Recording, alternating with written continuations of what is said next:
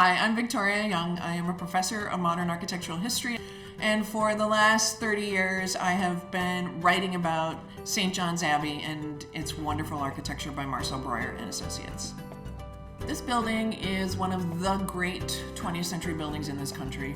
When you think about how it was received in the architectural press, by the awards it's won, by the fact that it's on the National Register of Historic Places, by the fact that the Getty Conservation Institute gave it a grant in 2015 to create a conservation plan for this space. The Getty doesn't give those out lightly. We're talking about under 50 buildings that the Getty, which now has become the real leader in conserving and preserving modern architecture, says are the greatest buildings in the world as far as modernism goes.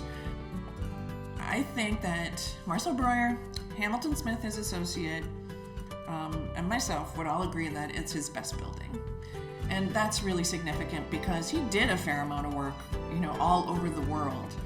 Hamilton Smith said that this was Breuer's most perfect project. Like, this was the one that was almost exactly as he wanted it, unlike anything else. And Ham worked for Breuer for a long time.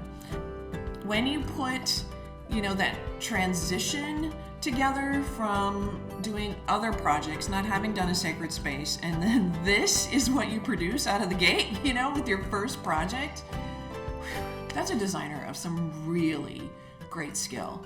And I still believe, knowing his career, and I've seen some other buildings, that this one is right up at the top. And then the kind of icing on the cake is that this whole place is right up at the top. Because here you have, in Collegeville, Minnesota, the greatest number of Breuer buildings on one site. That's so important. And I.M. Pei, the great architect from China who spent his career really working in America, was a student of Breuer's at the Graduate School of Design at Harvard, said, at one point that, if this complex had been closer to the east or west coast, where the architectural establishment is more, firm, that it would have been even a different story, right? Like, some people just didn't even know about this because it's here in the middle of the USA. So I bring a lot of people here, and I would say it's one of the greatest moments for me. It's so reaffirming, not only about the work I've done for the last, 30 years, but the work that's gone on up here for the last so many years, centuries. To see the bus pull up to the front door of the Abbey Church, and the bus stops, and the door opens, and I can see everyone looking out the window inside, but then they come out and they walk down the bus stairs, and it's silent. There's no talking. Everybody just kind of, their mouth starts to drop open, and then they, oh, wow. And that, for me, I'm kind of getting goosebumps just even talking about it right now.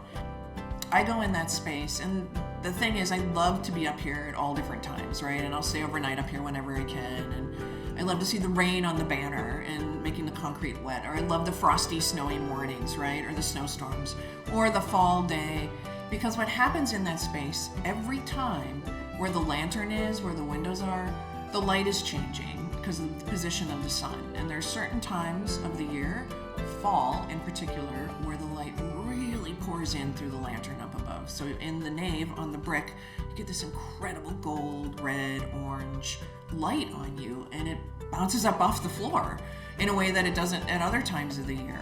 It is a transition, from an outside world that's complicated. It's really complicated now. But when you get into that building, and Breuer compresses that baptistry, so kind of wraps it around you, and then gives you a hint of what's ahead. You can see the altar, and then you move in under that balcony, and then that whole thing opens up. It's just, it's magical, right? And you think, wow, this does work. If we don't work very hard right now to protect the legacy of this building, we're doing a disservice to our friends 50, 100 years down the road.